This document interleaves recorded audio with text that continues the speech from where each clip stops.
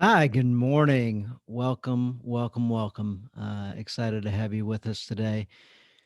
Normally, we bring a guest on and talk about their story or some insight they bring or some learning they've gone through, struggles, those type things. Usually, we do some type of testimonial or some communication that we've received from somebody saying maybe something they've learned from the podcast or from the community, that type thing. But today, this show is different. Had a whole lot of things going on in my life, and what I wanted to do is just kind of share real life with you and the thoughts that come up. So we can have thoughts that serve us, and we can have thoughts that just don't serve us. So I'm going to just jump right in. I'm going to talk about three things. I'm going to talk about a lost wedding ring. I'm going to talk about a situation we're going through with my brother, and then also going to talk about pressure and stress. So if you've ever had a situation, um, that feels, that you're lost and without hope, this one may be a good one for you to listen to. So with that said, I'm going to jump right in. So here goes the story of my wedding ring. About 19 years ago, we bought my wedding ring from a good friend named Ryan. I pray for Ryan all the time. Ryan's had some struggles and an interesting life. Fantastic guy, but I know there's a better way for him. And anyway, Ryan, if you listen, I'm praying for you. And dude, I thank you so much for selling me my wedding ring. You made that a memorable situation for sure. So, wore that wedding ring faithfully and continually, and it was a reminder of my love for my wife. Guys, obviously your wife's wedding ring's a big deal, but mine's a big deal for me too. So um, I take it off every night before bed. I take it off during difficult workouts, manual labor, before I swim, and especially at the beach. I mentioned the beach because the very first day of our vacation was last week, and it was a Friday night. We drop our stuff off at the condo and just run over to the beach. We are so excited to get there.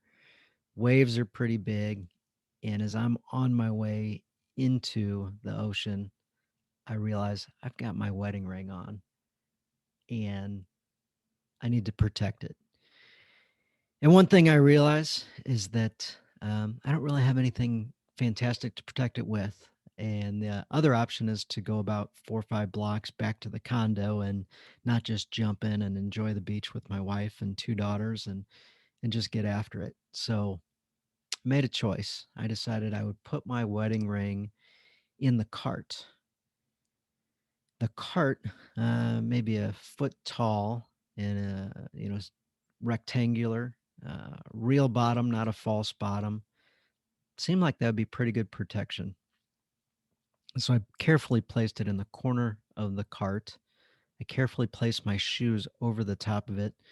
They weren't tennis shoes, they were sandals. So the sandals I couldn't really put the ring in them. So I put the ring underneath them. And then I placed my hat carefully over the top of the hat and kind of stuck it into the corner really good where it wouldn't be disturbed. The ring would be totally safe. And I felt like even if a passerby somehow stumbled into our stuff and was rooting through, they wouldn't find the ring. So felt good, excited, got to jump in the water with my kids. Um, we didn't have flotation devices. We didn't have life jackets. We didn't have boogie boards. Uh, I love to go all the way out to the buoys with my kids, but I knew that wasn't going to be the case today. So I thought maybe we'd just kind of check out the beach, but turns out we got into the water pretty good. We were having a blast, and um, my daughters are, play with us, jump in the water, get in, daddy, come on. And so I went and I got in and took off my shoes and my shirt and took my hat off, and we just had so much fun for hours. And as it turns out, I look up as I'm coming out of the water and I see my wife talking to some random guy that I hadn't seen before. Granted, we just got to the beach and I wasn't really paying attention to much, and there really wasn't anybody there. And what I notice is he's standing right there next to the cart, and I'm extremely concerned something is wrong. As a husband, as a father, as the man of the house, I feel like I absolutely need to go figure out what's happening and make for sure that my wife is safe, make for sure that our possessions are safe, make for sure that my ring is safe. So I not quite run, but I move quickly and I head over, and seems like it's just sort of a regular conversation. Seems like just a normal regular guy. Had a few beers, somehow got physically close to my wife, and they struck up a conversation. Everything seems pretty normal, but I'm still concerned. And after a bit, they kind of separate a little bit, and my wife starts grabbing some stuff out of the cart, and she mentions, "Hey, your ring's in the cart."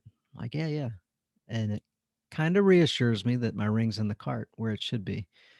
Flip side, I'm a little bit also concerned. I notice my hat is wet. I notice my shoes aren't in the same position. My sandals aren't in the same position. And I start moving things and I start carefully looking for my ring. And it's not in the corner.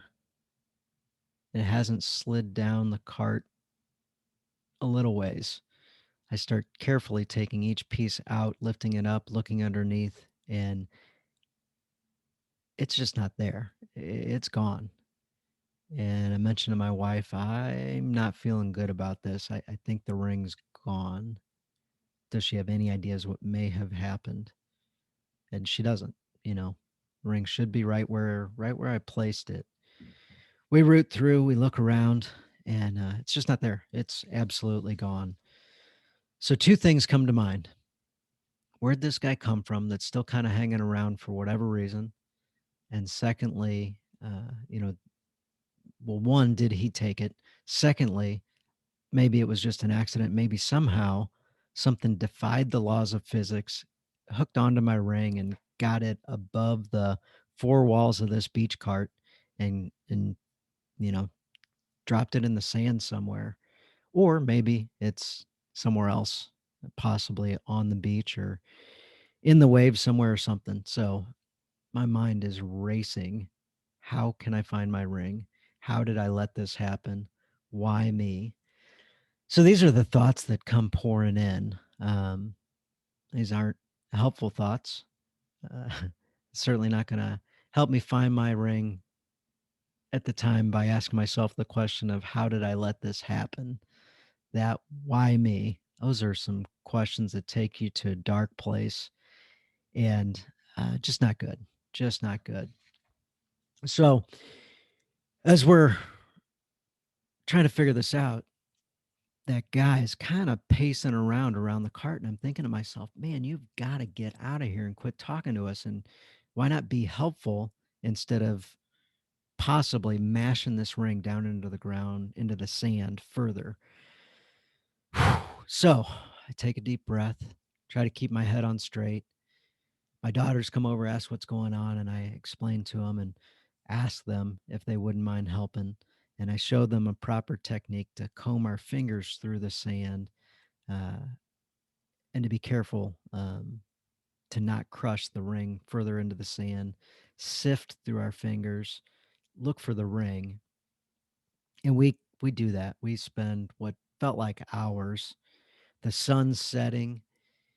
I hear the man again come back, and he's again not talking very helpful things whatsoever, talking about how tourists lose their rings all the time, talking to me about giving me his girlfriend's ex-husband's ring, something like so distracting. And I should have told him, hey man, get away from my stuff, get away from my wife.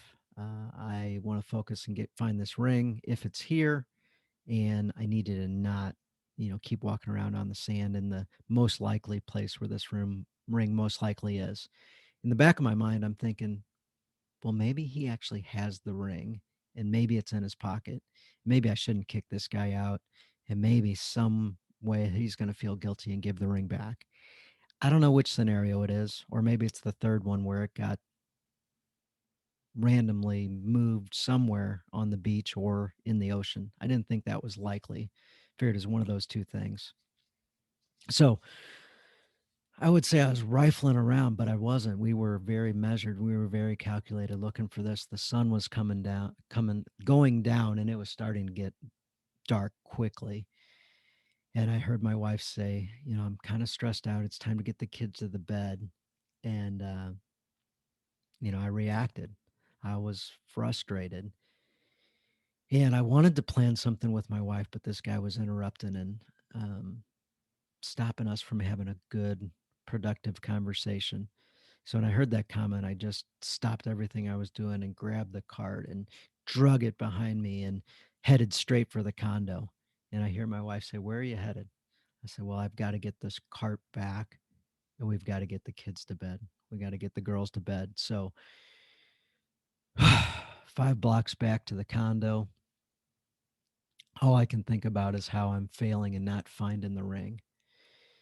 I wake up, go to sleep. Actually, I went to sleep quickly. I started changing my thoughts and started just praying as I had been on the beach. But before we went to bed, I gathered the girls and prayed as a family. I often think where two or more are gathered in my name, there I am in the midst of them. Obviously, that one's from the Bible, but that one's really powerful. Having people pray with you and knowing that Jesus is right there with us. So we prayed. The next morning, I woke up incredibly early and went down to the beach and started combing again. I combed a 15 by 15-foot area as carefully as I could, and I didn't find the ring. So figured I needed to take a break.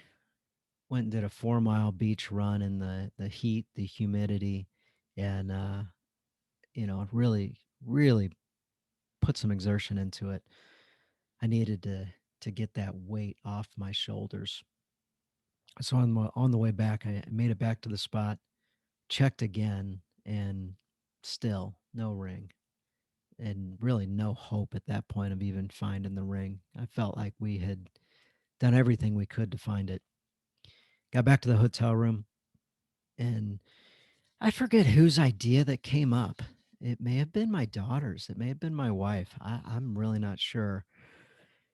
But they said, "Hey, what about a metal detector?" And I'm thinking to myself, man, we're on vacation. Where in the world on a Saturday morning at maybe 7 o'clock in the morning am I going to find a wedding ring? And as I'm recording this, Vernon, I'm going to talk about you in just a bit. My buddy Vernon just sent me a text and says he's praying for my brother right now.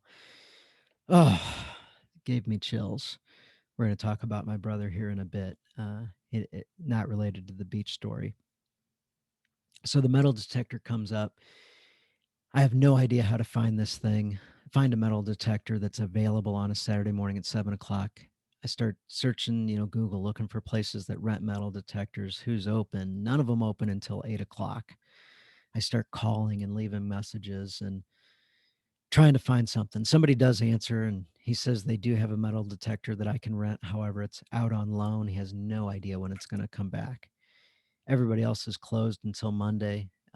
Just super, super frustrating that I can't figure out some way to get a metal detector or even buy one. I'd have bought a metal detector at this point. Not that my ring was expensive, it wasn't. Um, if I had to replace it, I had a conversation with my wife uh, that we could just pick up a $10 ring and I'd be good. I much more value vacations and retirement and taking care of other things. Definitely not having a piece of metal on my finger. The piece of metal only symbolizes the love we have for each other. And the diamonds and all that stuff just aren't important to me. So my thoughts started changing. The questions started changing. I during this time, I kept thinking to myself, um, don't panic. Don't panic. Ask God for help. You need to display your faith, my faith, in front of the family. You need to be a leader, be an example.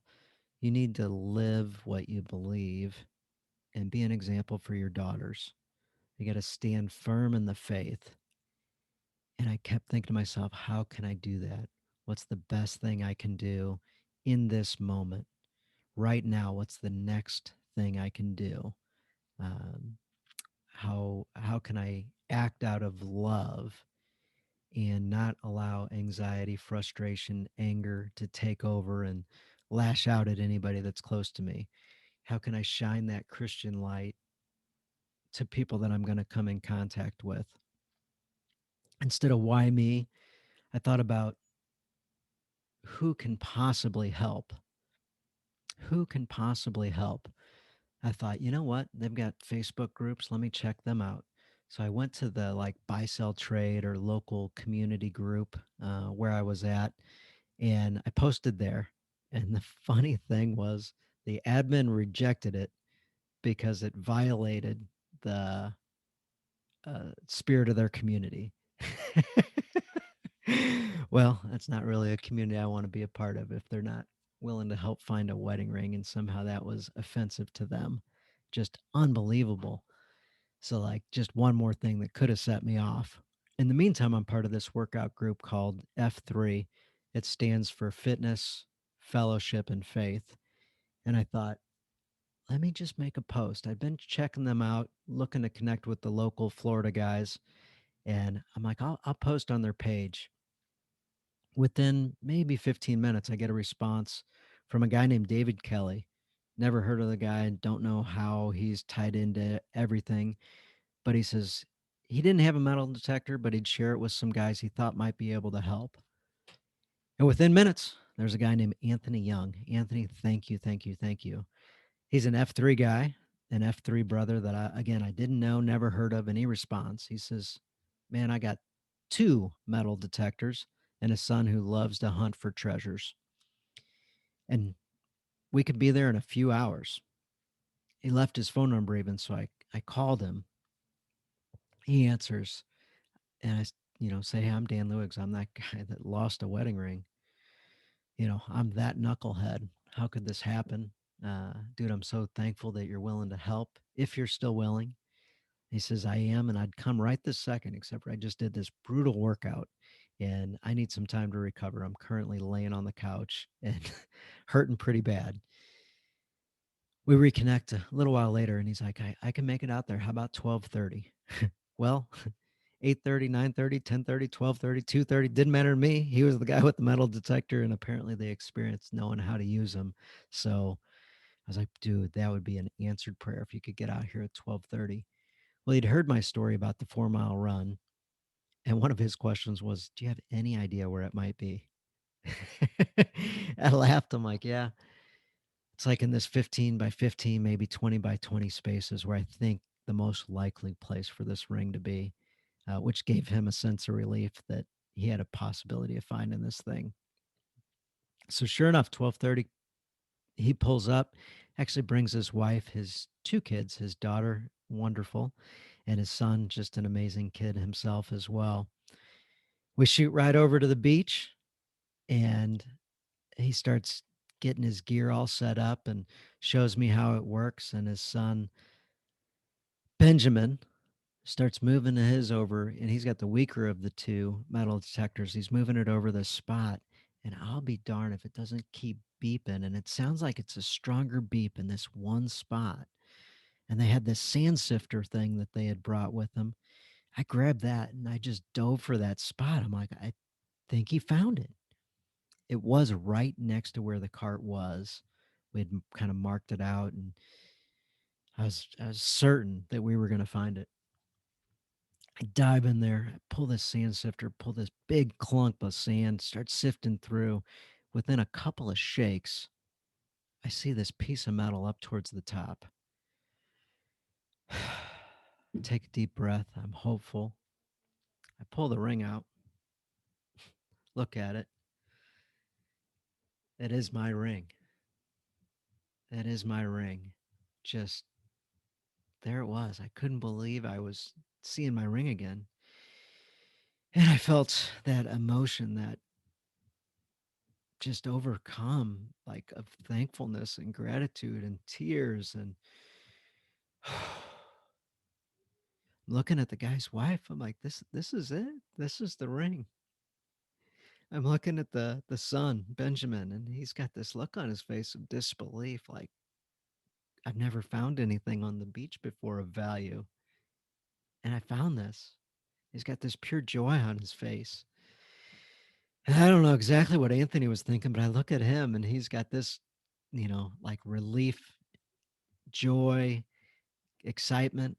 I think maybe he was feeling some pressure, like he had the gear and he had to find this thing, but could be pretty hopeless because they'd never found anything good on the beach before. But my gosh, there it is. Hope, belief, trust. I was so, so, so thankful. And it was just a pure wedding ring, a pure miracle that we found my wedding ring. A 12-year-old boy named Benjamin found the wedding ring. I shook, my hands trembled. I was on my hands and knees and tears just flowing from my eyes. I wanted to say something, but I could only bow my head and just weep tears of joy and thankfulness. Just weak, broken, sobbing, but at the same time, redeemed and amazed and overwhelmed with gratitude and love. I put the ring on. It still fit. I gazed at it, pure amazement and relief. So thankful that a 12-year-old boy who had never found anything with a metal detector of any significance found my ring. I was so thankful for David Kelly sharing it, thankful for the brotherhood that is F3, thankful for Anthony, who answered my plea and rushed his family to help me in a desperate time of need. Thankful my God is a faithful God. Thankful I believed, trusted, and I never lost hope. Having hope makes all the difference. Makes all the difference. I breathed a sigh of relief, and I was ready for the rest of whatever adventures this vacation brought our way.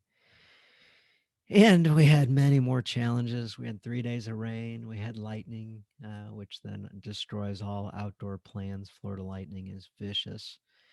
The heat, the red tide that we battled through, but uh, we ended up having a great, loving, family vacation. And I so appreciated that opportunity, although it was so stressful. But that opportunity to switch my mindset and really show what I believed in my family, and have that example could have gone a different direction.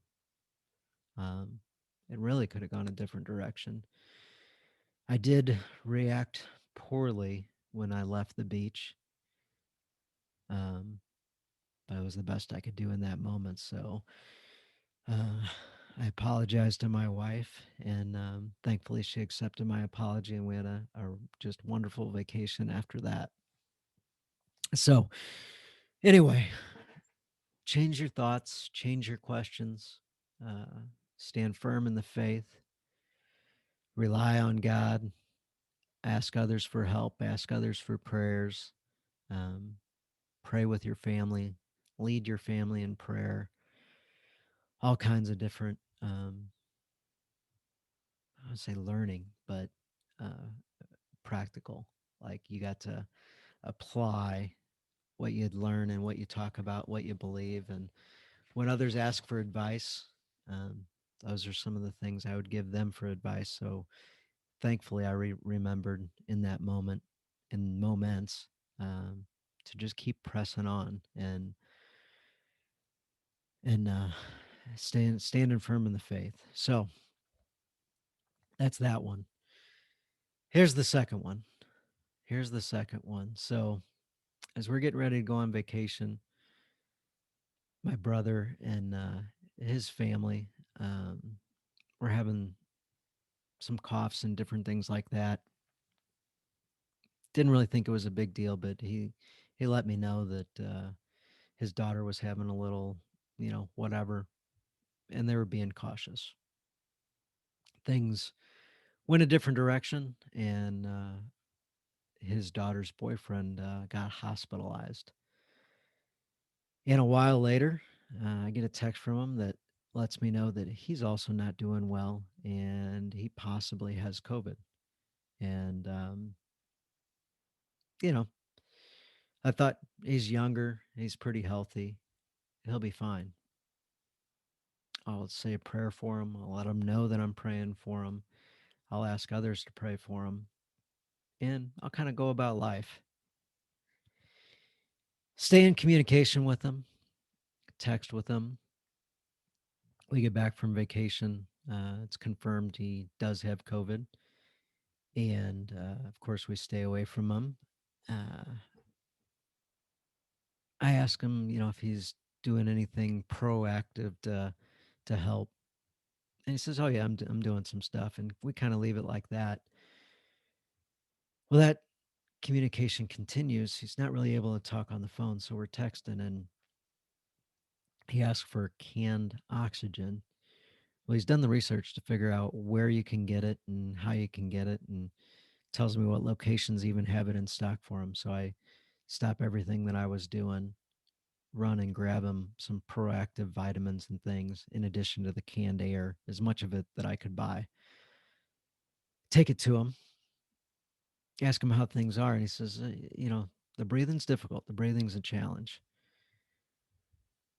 He says the canned air was helping. So I was taken aback a bit that he was actually needing to use canned air, thinking about how old he is, thinking about, he's my brother. He's healthy. Everything's going to be fine. Keep letting him know I'm praying for him, pray with my family, keep pulling my daughters in. You know, two or more are gathered, two or more are gathered. Bringing my wife in, family prayers pretty often for my brother. His wife's affected too, but she's doing okay. And keep asking my brother, when he's going to make the decision to go to the hospital. The canned air just scared me. Somehow he had gotten a hold of a monitor to check his breathing so he'd know what his oxygen number was or whatever. I'm still not quite sure what that is, but 98 apparently you don't need to go to the hospital, and 94's pretty bad, and 92's like really bad, and you need continuous oxygen being fed to you, and then after that you go to a ventilator. So at one point he shoots me a text and he says, "Hey, I need to ask you something. I have a question for you, and that is, if something goes wrong, will you take care of my wife and daughters?" I pause. I was close by my wife. She's like, "What? What?" I'm like, "He just sent me this text, and this is what it said." And tears just came to my eyes as I'm picturing my younger brother's possible death. But I think to myself, everything's going to be okay. Everything's going to be okay. Dear God, take care of my brother. Take care of my brother. Give him the wisdom to make good decisions. Help the vitamins, help the canned air, help the prescription medication that he's going to be receiving. Um, help him through this. And the next day, I get another text from him that says, "Hey, the canned air is helping. Can you get some more for me? I could use some more." So I stop what I'm doing and I go grab as much of it as I can buy and bring it to him, drop it off on his porch and just leave. Send them a text, let them know that it's there. And I get another text, and that text says, "Hey, I just want to let you know I wrote out my will. I wrote out my will. I'll send you a copy. It's got the signatures on it needed so that it's legal." I think to myself, oh my goodness, this is really going the wrong direction. This is bad. So again, I send him a text. "Hey man, I'm praying for you. Um, I, I hope everything's, I hope you're doing okay. I hope you're getting the oxygen you need.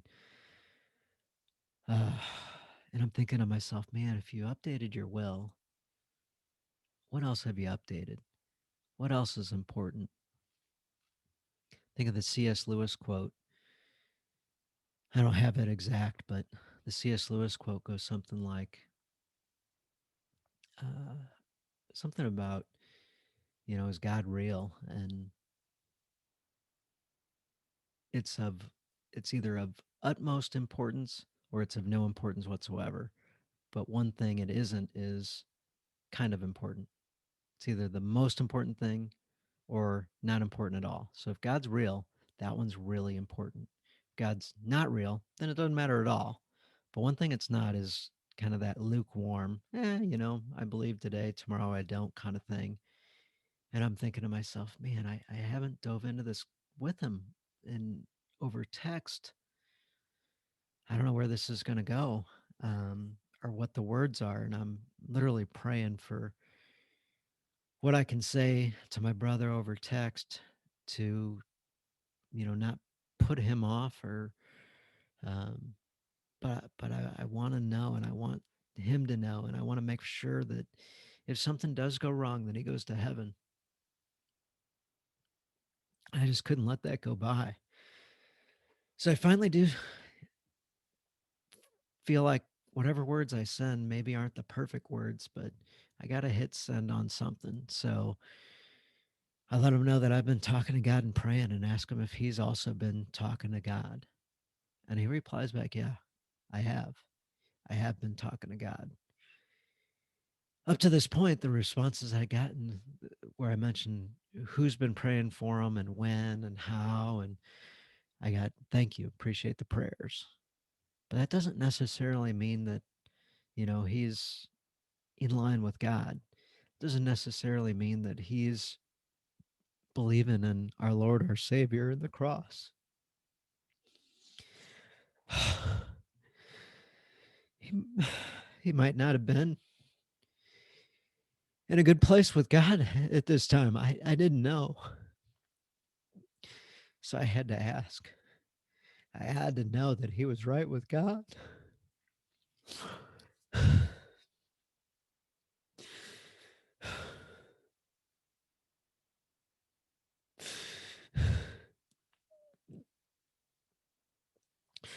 These are the things I think about. How can the people closest to us are the people that we can be most afraid to have real conversations with?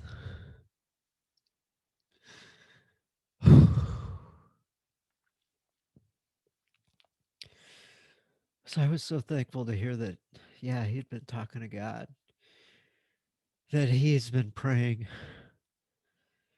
Oh, it's a load off my mind. I'm going to continue to send him more texts. I'm going to continue to communicate with him. I'm going to continue to make for sure that he's right with God and that no matter what happens, he did send me a text that said, he's good. God is good. And that whatever happens, happens. He trusts God. He believes in him. So I'm relieved. I feel like my brother will go to heaven if God calls him. So I pray that doesn't happen. He sent me another text and it says, I hope my 3-year-old daughter has a daddy. Oh, you might not have been able to hear that. He says, I hope my 3-year-old daughter has a daddy. I hope so too, Mike. I hope so too. Oh, so when you're around people that are having struggle, it's great to send them a note and let them know what you're praying for and what you're specifically praying for. You may ask them specifically what they'd like you to pray for. I sent a few friends a text this morning, and a couple of them called. As it, they replied via text, but they also called. That meant so much to me. So Vernon, thanks for the text. I didn't text you, but you texted me. You saw my post in a Facebook group, so thank you. I appreciate that. My fantastic friend Larry calls. He just talks to me. Mainly let me talk to him. Mainly he listened. And I thanked him for praying. He let me know that a small group he's a part of also prayed and they recorded the prayer and they're going to send it over to me so I can forward it to my brother to let him know that many people are praying for him. My workout groups that I'm a part of, F3, we've been praying for him every day. It's just awesome to work out in the morning with a group of guys and be able to get that off my chest and be able to pray as a group for my brother. So I bring Vernon up. Vernon, uh, he's got a devotional he runs. So this morning I did my devotional with my group that I run. Feel free, Dan Luigs, Luigs, on YouVersion is where I run it. So feel friend me. I'll gladly invite you to the devotionals I run. But I felt like I was missing something this morning. So I don't always add something to Vernon's group, but I checked out Vernon's devotional this morning, and the verse that was in it was Exodus 14:14. The Lord himself will fight for you. Just stay calm. The Lord himself will fight for you. Just stay calm. I was able to screenshot that, send that to my brother. And I'm thinking to myself, wow, what a fantastic verse to read today. When times are tough, go to the Word, go to the truth, go to the Bible. And the Word, the Word said, the Lord Himself is fighting for my brother. Just stay calm. 365 times in the Bible it says, don't have anxiety, fear not, be not afraid, don't be anxious, cast away your fears. 365 times. Don't be afraid. I got you. I got you.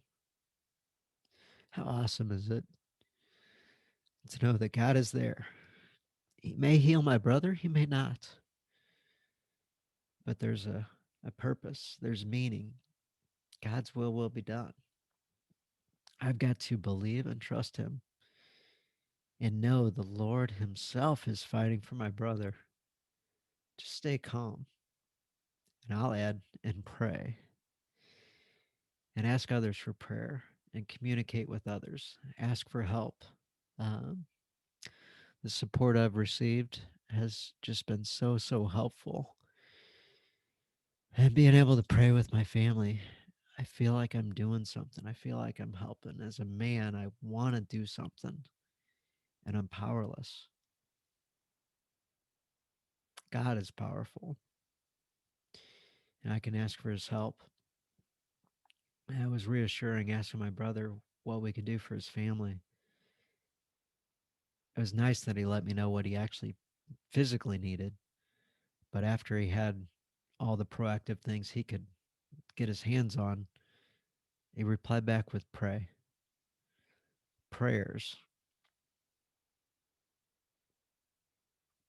So the power of prayer, being able to gather the people around you to pray. So whether it's your workout group, whether it's your church group, whether it's your whatever groups you're a part of, groups and gathering and community, don't be the lone wolf.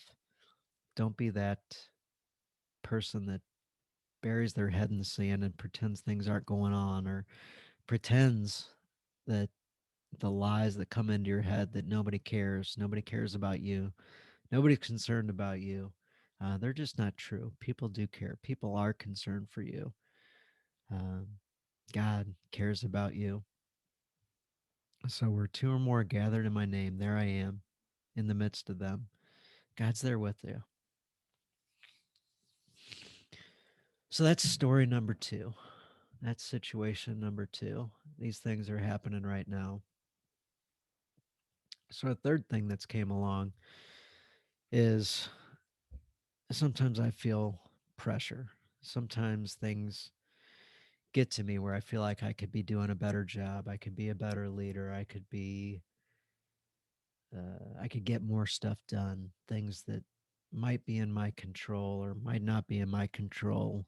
Um, I need to find a way to influence, to directly do, find somebody who can help.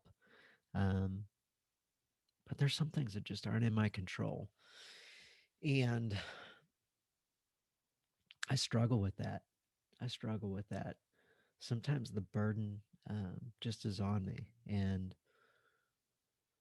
I get wound tight sometimes. Most people don't ever see it. I had a fantastic lunch with a friend of mine, Max, yesterday. Max is a guy that just lets things roll off his back. Except at lunch, he says, "No," as my wife sees it, Anna sees it. He says, "My close friends that are around me more often, because they get to see it. Uh, not that I want them to see it, but he goes, yeah, stuff gets to me. He goes, it gets to all of us. So, and you see people out there, and everything's perfect with them. Now things get to them too. And so it's nice just getting to share things with Max yesterday at lunch, and him sharing back with me. And with that, knowing that other people go through struggle as well. And at the same time, I've been reading the word and just getting that message that, uh, anxiety and struggle and the burden I place on myself. The Olympics are happening, and hearing all of the mental struggles the athletes are going through for many different reasons, but social media playing a large part in that. Uh, it's like, man, I'm feeling for the Olympic athletes because I feel like I've been going through some struggle right now myself personally. I'm not comparing myself to Simone Biles with what she went through, but I just felt like I could emphasize with her. Certain things were on me too, were on me as well, and just realizing that I don't have to have that burden. Many things I can't control. The emotions that come in, I can recognize them, and I can figure out a way to get through them. I can listen to God and not let the anxiety get me. So today, another prayer thing that I'm a part of came over, and I'll read it to you. The inspiration for today. Have you ever met an unhappy Christian? It is sad when we encounter other believers who have negative spirits because this is not how God called us to live. Rather than acting unhappy, we should be glad because we serve a mighty and loving God. Why would the world want us to have what we have, eternal hope, if we act miserable? If you are in a season of bitterness, ask God to change your heart and fill it with gladness. So I'm personally not in a season of bitterness. However, anxiety has been on me. Uh, I don't always have anxiety, but a lot of stuff's been going on and things I take responsibility for and ownership of. And I'm realizing some of these things I don't have control over. So if I'm going to take ownership, I need to take ownership of the things I can control as opposed to things that I can't. When you take ownership of things you have zero control over, in the lunch I had with Max yesterday, we talked about that. I didn't prompt him, but that was his response. He was like, "The things I can't control, I've gotta let go." You can learn from things, but when it's something you truly can't control, you gotta let that go. So, oh, I just wanted to share that with you and want to encourage you to, be loving, come from a place of love, think thoughts that come from a place of love, not from struggle, not from strife. So when we go to think, when we go to problem solve, when we go to pray, when we're coming from strife and struggle and anxiety, we need to fight through that and ask more powerful questions. We need to link arms with others. We need to reach out to our buddies and have them help us through. Reach out to God, ask for help, ask for better questions, turn the tide, be strong, be firm in the faith. Um, anyway, thank you all for listening. Feel free to let me know how this one struck you. Feel free to let me know if you got any advice. Feel free to just tell me that you're praying for me and my family in this time. I'm gonna try to get this one edited today and get this one out today. So if you catch this one on the day it's released, it's a right now thing. So thank you all. Thank you, men. Thank you, women. Thank you, everybody who's listening. Um, yeah, I just appreciate you and thank you so much. Thank you for your prayers and thanking me through. Thank you for helping me through this time. So appreciate you guys and God, thank you for healing my brother. I believe that's what you're doing in this moment. Oh, and before I let you guys go, I got this crazy text that my brother had checked into the hospital. I may or may not have mentioned that earlier. They actually released him. They said his vital signs are so good they can't keep him. Well, he feels horrible and terrible. So he's one of those guys that wouldn't have gone to the hospital unless he felt horrible. Like he's a strong, strong dude. And I even told him, I know this other strong dude, and he said what he would have done differently is he would have gone to the hospital much sooner when he had symptoms. And I know my brother held out until the very end. And anyway, they released him. They said his vitals are so good that they could not keep him. So I know he's still struggling at home. However, I'm looking at that as a good sign. I'm looking at that as a really good sign that things are progressing. So I pray that they continue. I pray that this is relieved. I pray that this helps bring him closer to God and closer to Christ and helps him on his journey. And I pray that this podcast episode helps you on your journey and helps you help others on their journey. Thank you, God. Love you, man. See you. Thanks, guys. Bye bye.